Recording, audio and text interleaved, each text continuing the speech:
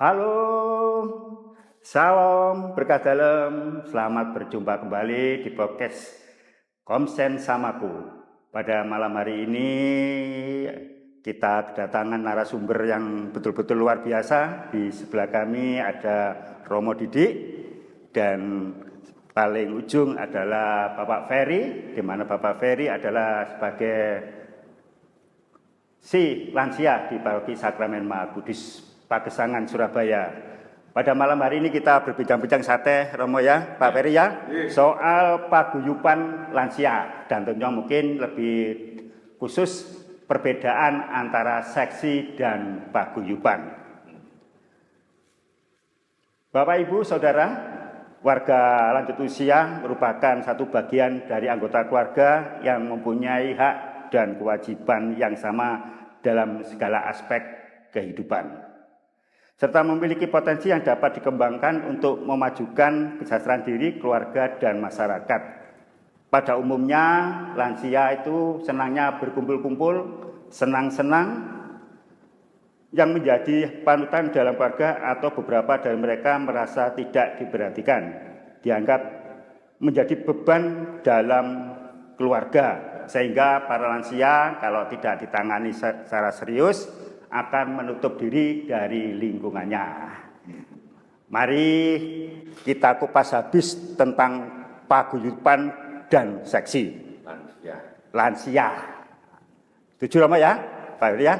Nah, untuk selanjutnya, waktu sebelumnya kami silakan kepada Romo, mungkin bisa menjelaskan apa toh paguyuban itu, apa bedanya lansia, bagaimana sejarahnya dulu itu seksi menjadi paguyuban, dan seterusnya. Mungkin ada istilah baru yang saat ini sedang tren. Kami persilakan Romo, silakan Romo. Terima kasih Pak Agus. Para sesepuh, lansia, senior yang saya cintai, di berbagai paroki khususnya di Keuskupan Surabaya ini kita mengenal adanya paguyuban atau komunitas senior atau paguyuban lansia.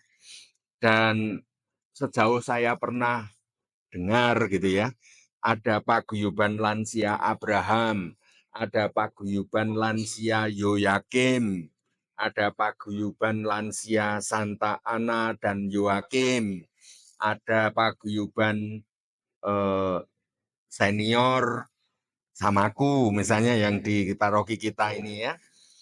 Nah, pertanyaannya adalah mengapa di gereja ini ada paguyuban lansia dan ada seksi lansia? Beda Romo ya? Ya, misalnya. Iya, pasti beda. Yang membedakan begini, kalau di DPP, di strukturnya paroki, bahwa paguyuban itu di bawah koordinasi nantinya adalah kelompok kategorial.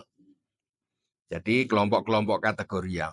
Sedangkan seksi lansia itu ada di bawah koordinasi formasi bidang formasio.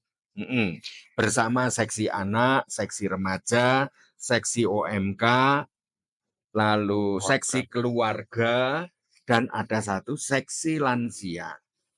Nah, ini adalah satu rumpun bidang formasio. Lalu, sedangkan komunitas senior atau paguyuban lansia itu adalah berbasis anggota yang punya minat, punya hobi, punya kerinduan berkumpul bersama. Jadi artinya bahwa pasti paguyuban itu anggotanya tidak mungkin orang yang sakit. Orang yang jompo di rumah nggak mungkin akan jadi anggota paguyuban. Anggota paguyuban selalu masih sehat, masih bisa jalan, masih bisa berkumpul, masih bisa nyanyi-nyanyi, masih bisa pergi untuk rekreasi bersama. Pada umumnya paguyuban itu seperti itu.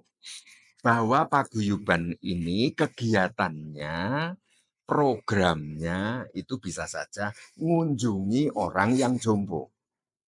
Bisa kegiatannya adalah bakti sosial untuk orang sakit. dan sebagainya. Tetapi orang sakit itu tidak jadi anggotanya paguyuban itu, tapi menjadi sasaran pelayanannya. Nah, makanya koordinasinya paguyuban itu bukan berdasarkan teritorialnya. Makanya ada yang disebut lansia itu siapa sih? Yang disebut lansia adalah semua orang yang usianya di atas 55 atau 60 tahun. Begitu 55 disebut pralansia. Ya. Nah, mulai 60 tahun itulah yang sampai ke atas, sampai 90, ada yang 94 ya. Ya. Itu yang disebut dengan lansia. Nah, lansia, orang-orang yang berusia di atas 60 tahun itu, ada yang punya hobi berdoa, ada yang punya kebiasaan ya, ada yang masih bisa sosialita, misalnya jalan-jalan bersama, lalu lengden, lalu juga masih bisa bersepeda, sehat, masih jalan sehat, senam lin piengkung, bisa senam kesegaran kebugaran dan macam-macam. Nah, orang-orang yang berminat ini tadi, entah dari lingkungan mana, bisa dari paroki mana, itu bisa anggota paguyuban. Nah, maka paguyuban lansia itu seperti misalnya Legio, seperti WKRI, itu paguyuban-paguyuban, komunitas, organisasi. Jadi bukan berarti semua ibu anggota WKRI itu, tapi adalah ibu-ibu yang punya kartu anggota WKRI. Ya. Itulah WKRI, itu namanya organisasi WKRI. Nah, ini semua masuk di dalam kelompok kategorial. Nah, nanti di kevikepannya masuk dalam kevikepan kategorial.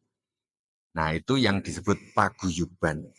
Maka ada yang pastoral, itu ada yang berbasis unsur afektivitas, unsur perasaan, unsur kesenangan, unsur kerinduan yang sama. Itu yang disebut paguyuban. Nah, sedangkan seksi lansia itu adalah melayani semua orang yang ada di wilayah paroki itu yang berusia 60 tahun ke atas. Jadi kira-kira begitu. Jadi ada yang sakit, ada yang sehat, ada yang masih produktif, ada yang jompo, ada yang tinggal di sendirian di rumah, di mana anggota keluarganya tidak ada yang Katolik, macam-macam lah. Ada yang tidak punya kendaraan, semuanya itu yang dipikirkan oleh seksi lansia. Jadi kamu mungkin salah menafsirkan. Berarti kalau sesi lansia itu pokoknya lansia yang ada di paroki. Itu menjadi pelayanannya seksi lansia. Tapi kalau paguyuban itu adalah anggota. Jadi yang masuk menjadi anggota Romo ya. Ya. Gitu ya. Jadi seperti kalau di kita itu di Sakit Mampus ada namanya komunitas senior. Iya, ya, itu komsen. Jadi kalau di komsen itu kalau di langsung seluruh lansia yang belum 60 ke atas itu dilayani oleh seksi lansia. Tapi kalau komunitas senior itu yang punya anggota, yang masih mungkin bisa dikatakan masih sehat walafiat sing seneng. Ya, kegiatannya apa biasanya di sini? Dulu komsen ini. Dulu pernah jalan-jalan. Ke kota Surabaya. Iya. Ke ziarah. Pernah Romo, ini penyelenggaraan pelatihan merawat jenazah. Oh ya. Itu pesertanya banyak. Saya pada meninggal masih takut sedikit ya kita. Tapi waktu pelatihan banyak Romo tadi. Terus karaoke, nyanyi. Oh ya, karaoke. Nyanyi-nyanyi. Mungkin bisa dilanjutkan Romo ya. Iya. Nah, mungkin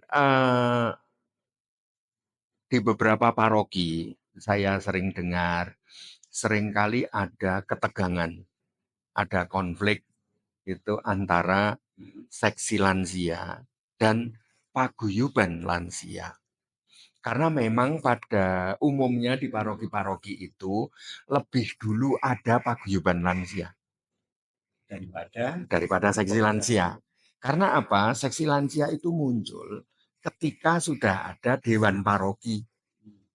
Jadi ketika ada kesadaran Dewan Pastoral Paroki, lalu barulah Dewan Pastoral Paroki yang bagian ngurusi lansia siapa? Itulah seksi lansia. Tetapi paguyuban ini sebelum ada Dewan Paroki, bahkan ketika zamannya misionaris dulu, belum ada DPP, belum ada Depar, belum ada seksi, sudah ada namanya paguyuban. Yaitu orang-orang tua yang berkumpul, yang misalnya dance. Dulu zaman Belanda begitu. Mosok kita ini ngelungkru di rumah, terus hubungan baik teman yang lain. Ayo kita kumpul-kumpul yuk. Terus lalu kelamaan jumlahnya menjadi semakin banyak. Ayo kelompok kita dinamai yuk. Gitu. Itu paguyuban. Sedangkan kalau seksi itu datang dari kebijakan pastoral paroki. Bahwa di paroki ini ada orang anak-anak yang berusia 12 tahun ke bawah. Itu seksi anak. Nah, 12 tahun sampai komuni pertama itu namanya seksi remaja. Nah, lalu komuni pertama sampai menikah itu adalah seksi OMK. Nah, misalnya seperti itu. Jadi semua orang adalah warga gereja yang harus dilayani. Maka dibagi-bagi tugas. Untuk yang anak-anak dinamai seksi anak. Yang remaja dinamai seksi remaja Katolik. Lalu seksi OMK yang untuk pastoral keluarga, yang ngurus tentang persiapan perkawinan. Kan nggak bisa lalu, wah nggak bisa ngurus perkawinan karena bukan anggota kami. Kan ya nggak bisa. Paroki punya kewajiban untuk melayani siapapun yang akan menikah, yang sudah menikah, yang perlu mengembangkan kesuburan hidup rohani sebagai keluarga. Nah itu kan, jadi artinya kalau seksi itu berbasis teritorial. Sedangkan paguyuban berbasis kategorial. Ya. Luar biasa Romo Gereja kita Romo ya tidak Betul. melayani iman Ya. karena walaupun tua itu masih dilayani iman. Betul. Nah, kira-kira gereja hakikat kok berkenan melayani lansia atau hakikat? Kok ada pelayanan itu ya? Ada pelayanan lansia betul loh, lansia itu supaya istirahat atau mau main, mau butuh atau tapi gereja masih memperhatikan lansia. Iya. Karena buktinya ya toh ya misalnya Pak Ferry. Apakah kalau hanya ada seksi lansia, itu kan pelayanannya programnya tingkat paroki. Tapi yang punya hobi, punya minat, punya apa, terus masa ditampung seksi lansia? Gak mungkin. Itu ditampung oleh komsen, paguyuban. Jadi yang hobi sepeda, ada komunitas lansia bersepeda. Ada yang hobi nyanyi, ada ini. Lalu perkumpulan orang-orang ini lalu kan anggotanya tetap ini. Ayo kita namai. Nah ini sebagai paguyuban karena ternyata itu ada kecenderungan untuk misalnya berdoa bersama, baca renungan bersama dan sebagainya toh. Nah itulah yang akhirnya terbentuklah paguyuban. Jadi warga 60 tahun ke atas di paroki ini ya otomatis menjadi warga lansia paroki. Dan kemungkinan juga kalau istilahnya masih sehat, kondusif, bisa menjadi anggota paguyuban lansia. Untuk menyalurkan misalnya hobi-hobi, kerinduan, dan berkomunitas, berkumpul, bersosialita. Kalau lansia saling kalau menjadi anggota otomatis. Otomatis yang namanya lansia. Mungkin Bapak Ibu mungkin ada yang kurang bisa membedakan ya, saya bisa dimaklumi lah antara seksi lansia dan paguyuban lansia.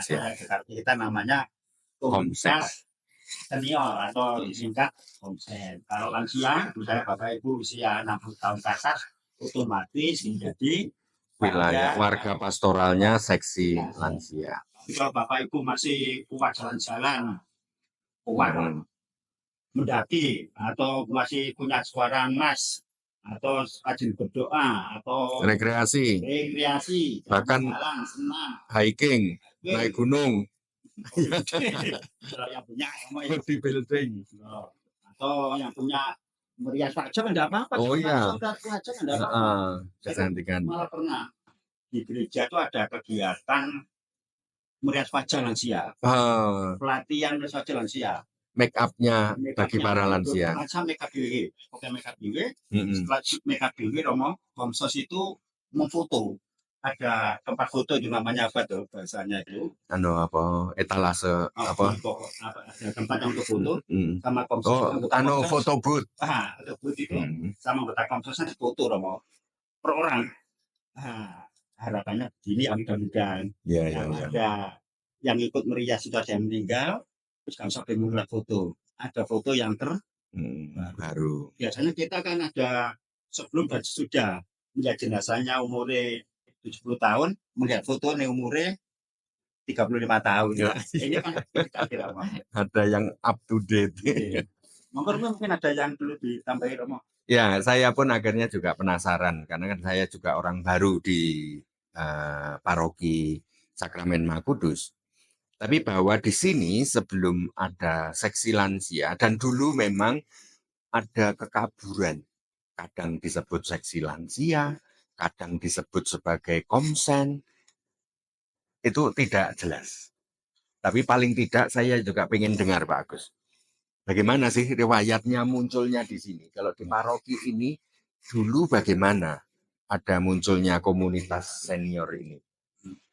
Itu apakah memang dari dulu namanya komunitas senior atau kalau boleh saya? Nah ini kan Pak Ferry ya. Pak Ferry sebagai seksi lansia Ramadan sebelumnya ketua Komsen. Paham. Silakan Bapak. Jadi sebelum si lansia era saat ini, sebelumnya kan Komsen, komunitas senior. Nah, sebelum era komunitas senior, itu sebetulnya sudah ada yang mengkoordinir lansia. Namanya juga si lansia. Saat itu ketuanya Pak Stefanus Sumarno, warga Petrus 1. Saat itu, saya kurang lebih tahun 2017 sampai 2019. Sempat saat itu kami itu bakal menjadi tuan rumah kegiatan lansia se-Kevikipan Barat. Yang waktu itu masih dijabat Romo Nano. Di sini, pastor paroki nih? Bukan, di VKP-nya? Ya, VKP-nya di Algon. Algon, ya. Sehingga saya diajak Pak Stefanus Sumarno untuk menghadap Romo Nano dulu. Jadi wacana kegiatan lansia ke depan itu yang bagaimana, itu Romo Nano yang akan mengarahkan berikut dananya. Nah, Kevikipan Barat akan punya hajat di tempat kita di paroki Sakramen Maha Kudus, maka saya dan Pak Stefanus menuju ke rumah dinasnya Romo Nano di Algon. Itu saya masih ingat. Berhubung di tahun 2018 awal, kalau nggak salah bulan Mei itu, ada pengeboman gereja di sekitar Surabaya. Sekitar yang dulu. Yang dulu itu, sehingga penugasan Sakramen Maha Kudus untuk mengadakan pertemuan lansia tingkat Kevikipan Barat tadi batal. Karena semua kegiatan gereja waktu itu tidak diizinkan. Nah, itu awal saya mengenal seksi lansia di era Pak Stefanus Sumarno. Kemudian lagi ketika paroki masih GYP ya? YOPEM atau GYP? Sebelumnya GYP. Kita sebagai wilayah atau lingkungan ya. Itu ada juga paguyuban atau perkumpulan? Mungkin paguyuban ya. Yang itu kan saya belum mengenal. Belum ikut ya. Dari dulu itu kita enggak begitu antara paguyuban seksi itu kan pokoknya lansia. Tapi kumpul-kumpulnya Ya, lansia pada jadi waktu itu apa? Ngapain? setahun kemudian setelah vakum adanya pengeboman di Surabaya di tahun 2019 itu ketua wilayah 4 waktu itu Pak Agung Setiawan, Pak Agung Setiawan yang saat ini sekretaris DPP. Oke, Nah, Pak itu Agung. dulu ketua wilayah 4 mengumpulkan para ketua lingkungan untuk adanya organisasi lansia sewilayah Oke. yang melibatkan semua lingkungan. Akhirnya pada tanggal 1 Mei 2019 terbentuklah Paguyuban Lansia. Namanya Belum, belum. Oh, 1 Mei belum. pokok Paguyuban Lansia gitu ya. Yang mengorganisir semua lansia di wilayah 4 saja. Di wilayah 4. Ya. Ya. Kemudian Kegiatannya apa, Pak? kegiatannya waktu itu kita awali dengan senam lintingkung. Oke. Di sana ada fasilitas umum, asumnya RT 06 dari PWI 2. Itu kita prosedur izin resmi ke ketua RT. Bisa menggunakan. Ya, bisa digunakan. Terbentuklah juga pengurus paguyuban lansianya sekaligus dan yang menghandle lintingkung. Itu awal. Jadi Senam kegiatan. tanggal sekitar 1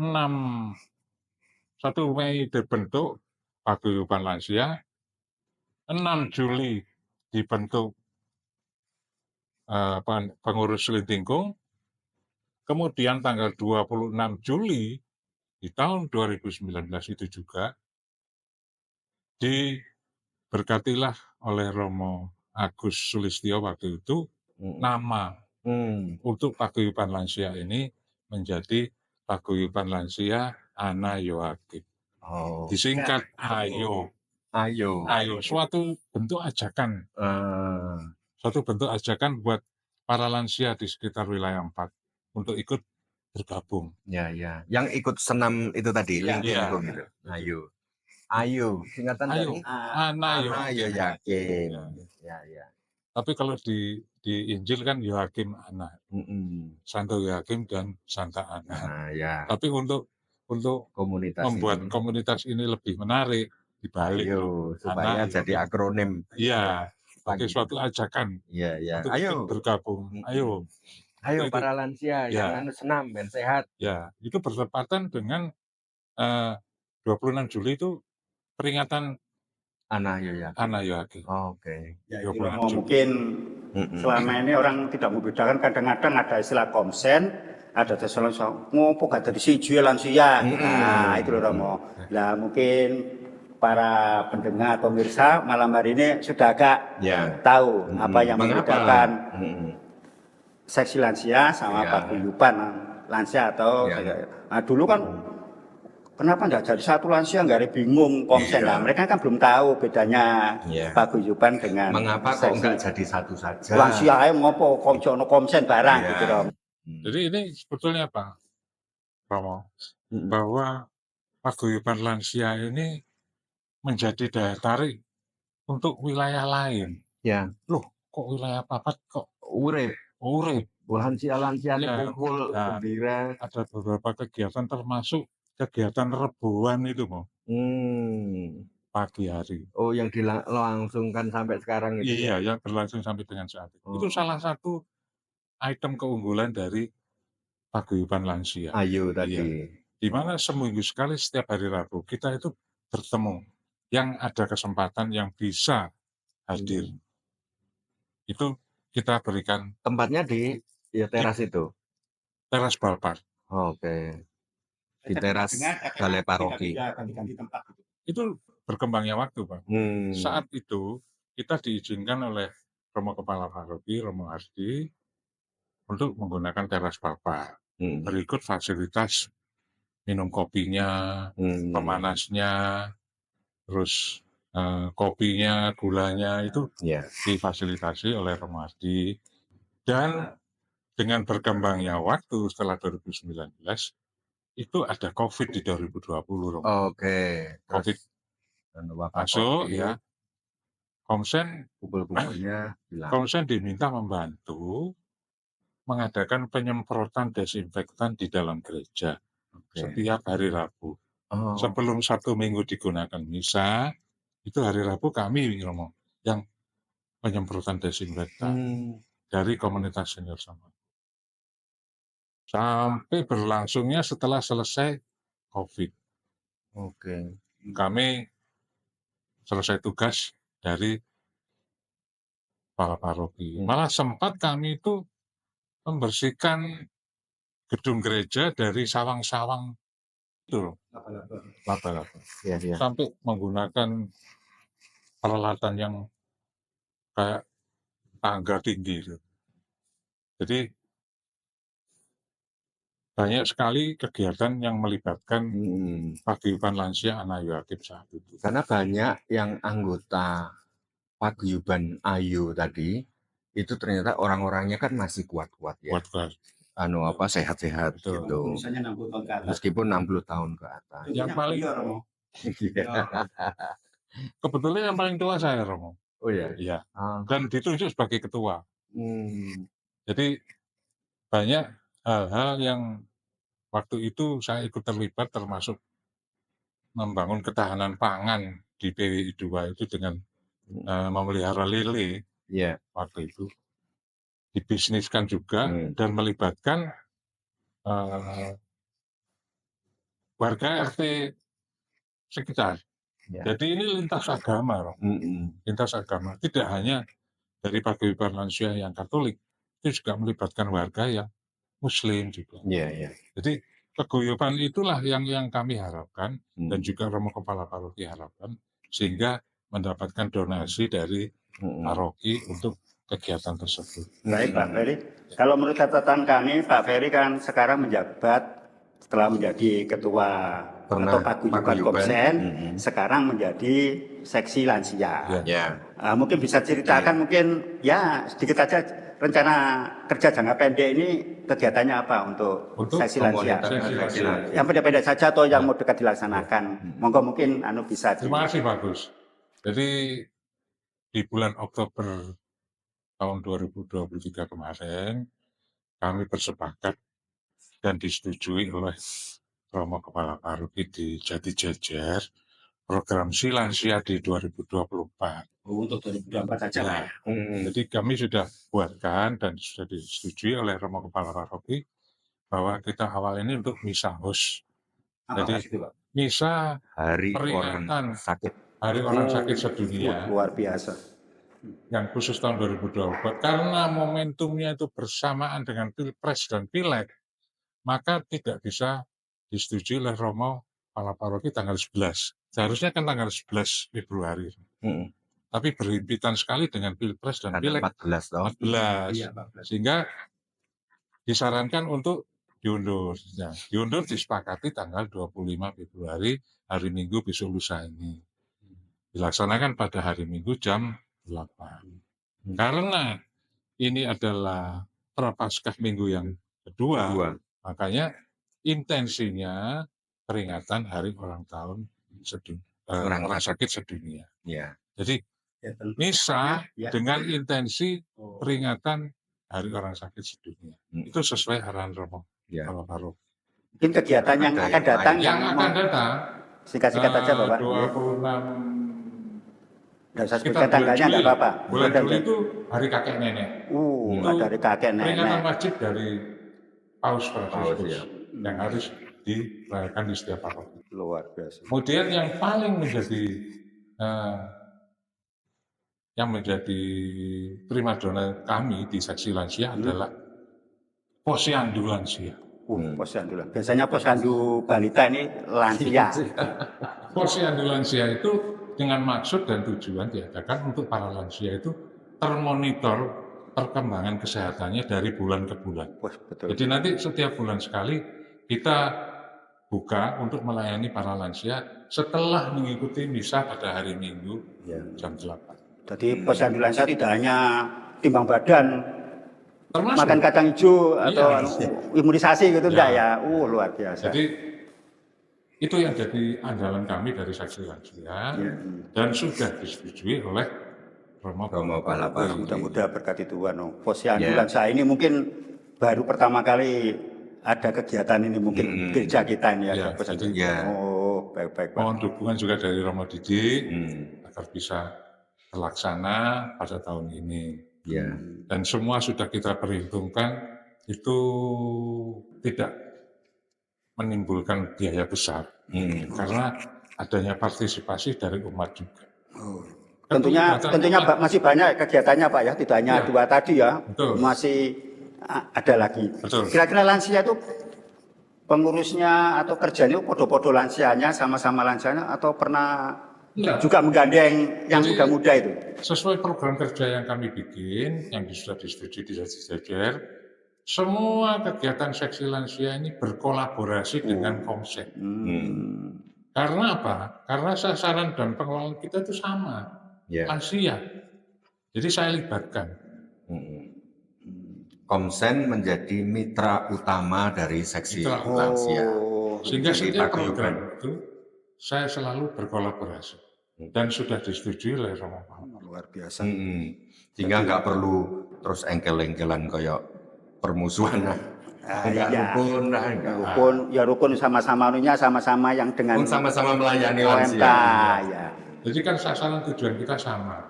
Ayo kita berkolaborasi, bergabung bersama, mengerjakan tugas yang sama untuk para lansia. Wah, luar biasa Romo. Mungkin bisa tepuk tangan nih, Wah.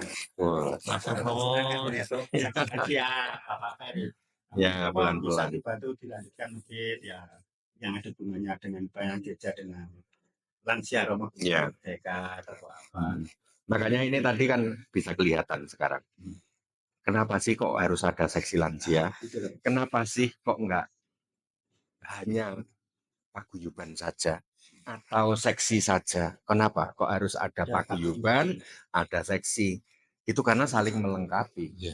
Maka seksi lansia, kalau hanya ada seksi lansia, maka nggak mungkin akan ada paguyuban yang misalnya yang hobi senam, yang hobi bersepeda, nggak akan dilayani oleh seksi lansia. Seksi lansia adalah melayani hal-hal yang bisa dilakukan secara umum untuk umat yang usianya 60 tahun ke atas.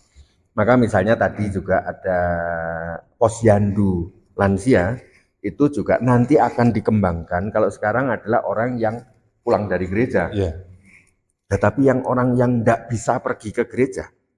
Nah, harapan kita ini nanti ke depan itu sesudah program posyandu ini jalan, nantinya mendorong OMK dan keluarga-keluarga di lingkungan untuk melakukan posyandu lansia yang tidak bisa pergi dari rumah. Mereka pergi mendatangi yang di lingkungan, yang sakit, sehingga paling tidak seminggu sekali ada yang mengukurkan tensi yang sakit itu.